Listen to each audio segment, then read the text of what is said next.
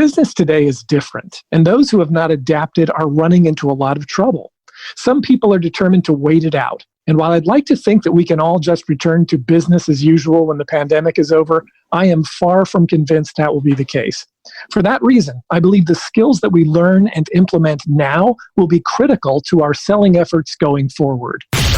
Increase sales, improve margins, and grow your business. Guaranteed. TopSecrets.com. Now, David Blaise. Hi, and welcome to the podcast. Today, co-host Chris Templeton and I will be discussing pandemic and post-pandemic selling skills. Welcome, Chris. Hi, David. We are living in some interesting times, aren't we? If you had told me at the beginning of this year that we'd be doing a podcast on selling skills for a pandemic, I probably would have said, David, you're losing it. Yeah. But here we are. So what are some of the skills that you have in mind? Well, it really is crazy. Just the idea that for so long, so many salespeople have traditionally counted on in-person networking, referrals, canvassing, drop-ins, other methods that have historically been done in person. And now a lot of that stuff has been taken away. And I think a lot of people are viewing it like, okay, well, I can't wait till we get back to that. And maybe we will. And I'm hoping we will. I'm hoping that all those things that were previously available will be available to us again. But if they're not, then the skills that hopefully we've been learning over the course of the past several weeks and months will come in handy on the other side. And the way that I'm viewing this is that if we can sort of layer in additional skills that will help us to be able to continue to get customers, regardless of whether or not we can be in front of them, we're going to be in much better shape than people who are simply waiting for things to get back to normal. Because the truth of the matter is we may get back to quote unquote normal in a couple of weeks or a month or so, and then we could potentially have it all taken away again. If they decide, okay, well, we've got to do social distancing again, then all of that's gone. And I think it will be very difficult for people if they're banking on the fact that things are going to go back to normal. If they don't, and they don't develop those skills, I think they're going to be in some real trouble. So essentially what I'm talking about are alternatives to face-to-face prospecting and figuring out the types of things that we can do regardless of whether or not we're able to get in front of people. It is a big order, isn't it, David? The good news is there's so many things that help us with prospecting that doesn't have to be face-to-face, but still, I think having the attitude of, I need to make changes now based on how this could come and go is really the most important thing, isn't it?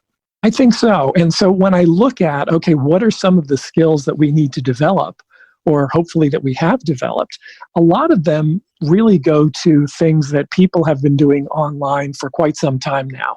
And a lot of things that internet marketers have done to get business. Right. And I think I've been fortunate in my sales career. I was never too married to the whole idea of having to be face-to-face to sell to someone. I was always comfortable with the idea of being able to sell to someone on the phone. I was always comfortable with different aspects of being able to communicate, whether it's through email or whatever, and through social media or messaging and all these different types of things. So for me, it hasn't been disastrous in terms of being able to continue moving forward. But for people who have really only ever done face-to-face selling, this has been really challenging. So when I think in terms of the skills that are necessary, a good first one to start with would be, can you prospect using social media? And it's either a yes or no. Either yes, you can do it, or no, you can't, or maybe you've tried different things on social media and some of it has worked or some of it hasn't. But that's a good place to start. Can you do that? Can you do some of your prospecting using social media? Right. Exactly. And you know what? I think that a lot of people, especially if you're used to selling face-to-face, are going to say, well, no, how could I possibly do that? And I think the bigger question is, are you sure? Are you sure this isn't one of the ways that you can generate that flow into the top of the funnel? Right. And if you can't, then can you develop the skills to start making that happen? And I think that's going to really be the challenge of a lot of what we're going to be talking about in this podcast, and very likely the next one as well.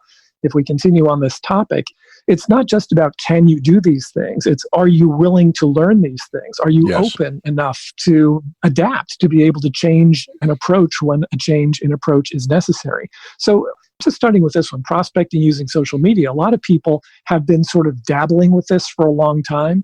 And by dabbling, what I mean is they go on social media, they know they should be able to use it to attract customers, but they're not quite sure how. So they're on there and they're doing typical social media things like just sort of whatever, posting cat videos or posting different things that people tend to do on social media. And they're not doing it strategically, because if you're going to be going online and using social media to prospect, you're going to have to be taking a different approach than if you're just going on there to interact with people and to use it for social purposes as opposed to business purposes. Right. And from that standpoint, do you think that there needs to be a separate account that salespeople have that splits their personal and their business into two different approaches? I used to think that, and it's a great question. Let's say we're talking Facebook, for example. You need to have a business page, right? You have to have a business page on Facebook. Right. The problem with business pages these days is that they get no distribution. You can set up a business page, you can have thousands of followers on your business page, and you can post something there, and maybe a dozen people are going to see it, because Facebook wants you to have to pay to get your page content shown. Boost that post. Exactly. Boost the post. That's what they want you to do. And if you don't boost it, then very few people are going to see it. So I do think it's good to have that. I think it's important to have that. But if you want to look at things holistically, then I think the reality is that you're going to need to be able to have your page for your business. You're still going to need to have a personal account for yourself. And you might want to have something like a group where you can have your people get together, because if you post something in a group, then the people who are members of the group are more likely to see it. In a group setting, Facebook actually allows people to see the stuff. In a page setting, they don't. Also, in your personal Facebook settings, they will normally allow more people to see what you're posting. So to answer your question, I think in a sense, the answer is all of the above. You want to have a page for your business, you want to have a personal account for yourself, and you want to potentially have a group for your customers to be able to follow you in so that you can get material out to them that may not be available to the general public. And as far as the real question you asked, which is, should I post business stuff on my personal profile? I'm afraid the answer to that is going to have to be moving more and more toward yes. And the reason for that is, even if you don't do that, let's say you have a business page and you've got a group for your people. If you're just posting personal stuff on your personal page, well, one of the first things that people are going to do when they come to your business page is they're going to see that you're the person who's leading this discussion, and they're going to want to check you out, right? So they're going to go to your personal profile anyway. And if your personal profile doesn't demonstrate some sort of authority or some sort of positioning in terms of, this is what I'm all about, this is what I do, this is how I help people, then there's going to be a disconnect in their mind. So my feeling is that now you pretty much are going to need to be sort of cross-pollinating between your page and your groups and your personal profile. It brings up a number of things that I think we should talk about here that are really important. Number one, you better take some time before you start going down this road and take a look at the posts that you have personally to make sure that you're putting an image forward that you want, and that what you have posted isn't going to distract people. Boy, oh boy, that can sabotage you quicker than anything, don't you think? Oh, no question. And you can immediately alienate half of your potential audience by saying something political. Yep. It doesn't matter which way you lean, what your opinions are. If you've got something political on there, you're either going to alienate half your audience, or you're going to simply target the other half.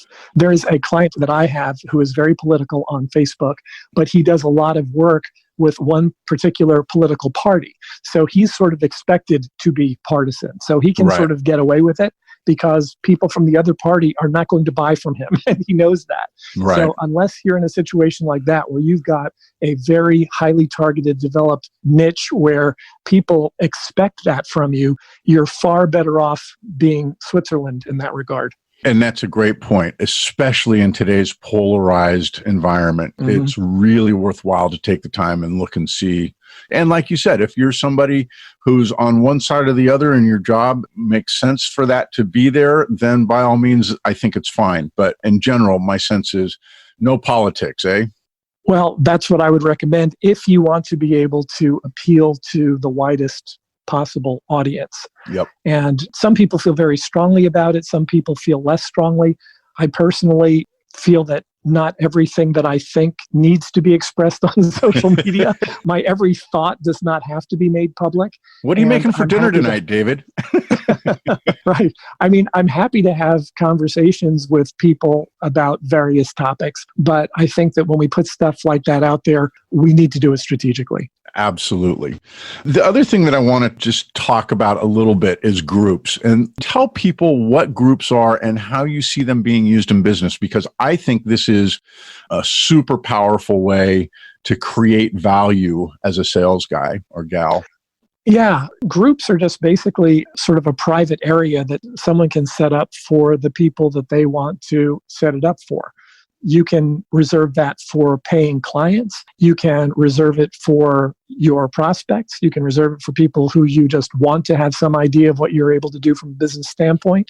You can also have multiple groups for multiple purposes. Mm-hmm. In a previous podcast, I had talked about 3 different levels of content. And the 3 different levels of content that we talked about were free content, content that's available to everyone; protected content, content that's only available to people who have made themselves known to you; and then paid content, content that's only available to people who pay you.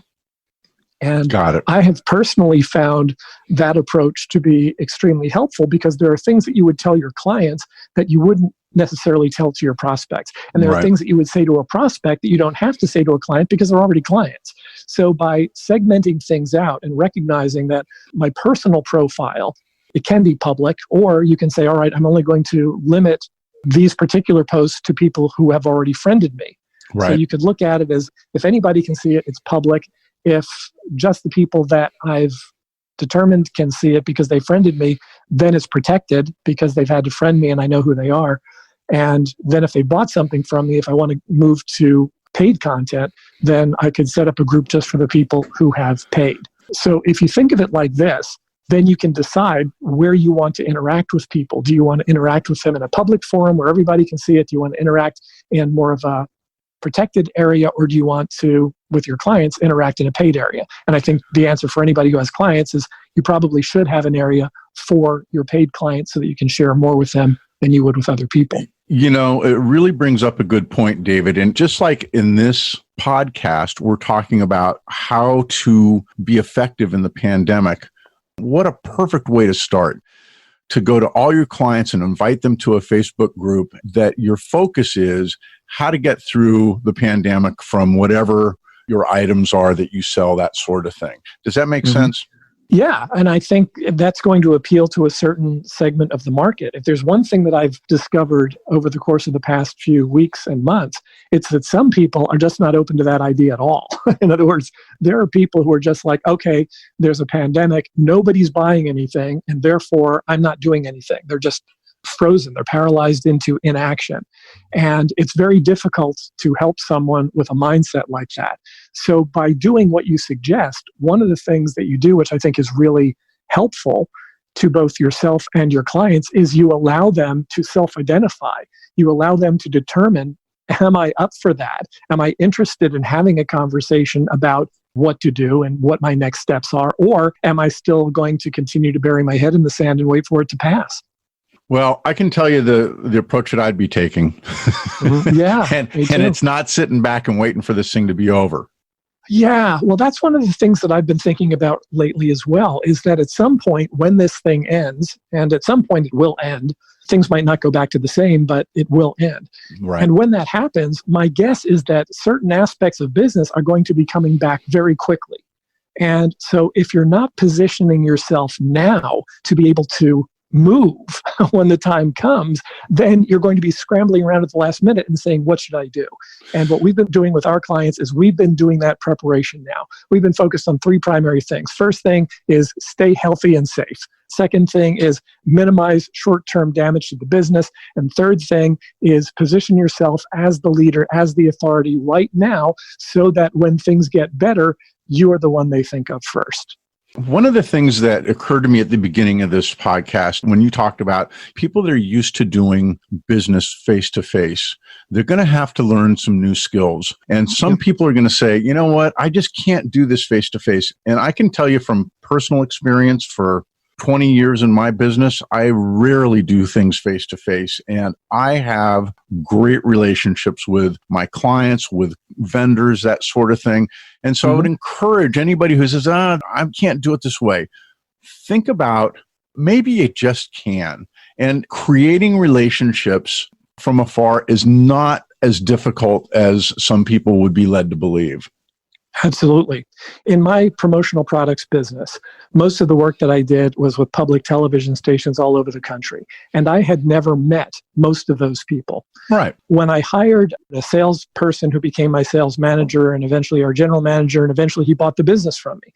When I first met him, he was a face-to-face, in-person salesperson.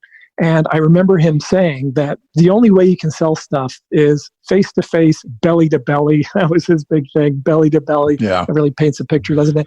And I remember disagreeing with him because our entire business had been built not face-to-face. Right. I knew that that wasn't correct, but for him, it was correct. That's the way that he preferred to sell. That's the way that he decided to sell. And that's the way he sold very effectively. He was very good at face-to-face, in-person selling.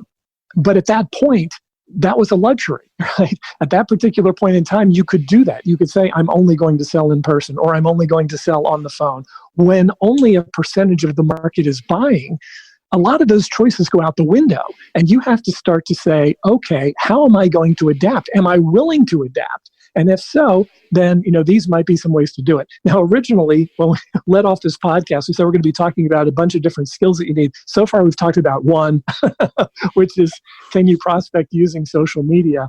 And hopefully you can. Hopefully you got some good ideas on that. But obviously, we have plenty more to talk about as well. David, it seems like there's an awful lot to cover just in terms of how we can really be more effective using social media. We haven't talked about LinkedIn. We haven't talked about YouTube, podcasting, all these different things. So why don't we pick that up in the next podcast? Sounds like a plan. In the meantime, if you need help minimizing short-term damage to your business and positioning yourself as the go-to person in the recovery, go to topsecrets.com/call to schedule a strategy session to find out if David and his team can help you. That's topsecrets.com/call.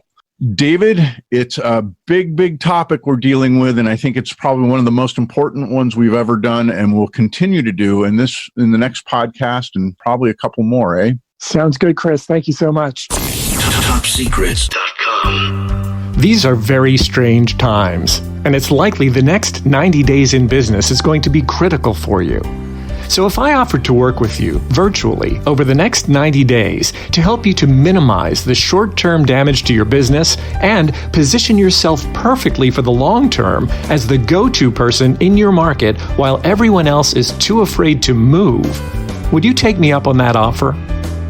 It's important to understand that this is not for everyone. Specifically, you must be serious about doing what's necessary to grow and scale your business right now. This is what's going to help you to minimize short-term damage and position yourself as the leader in your market during the recovery. You must be ready, willing, and able to invest in yourself, your business, and getting new clients. You must be willing to follow very specific instructions. You must be friendly and coachable. And you must be ready to start now. This is not for those who want to wait it out. If you meet all 5 of those criteria, schedule a one-on-one strategy session with us to determine if we're a good fit to work together. Please only schedule a time when you know you'll actually show up. Just go to topsecrets.com/call. That's topsecrets.com/call. Increase sales, improve margins, and grow your business guaranteed. Top Secrets.com.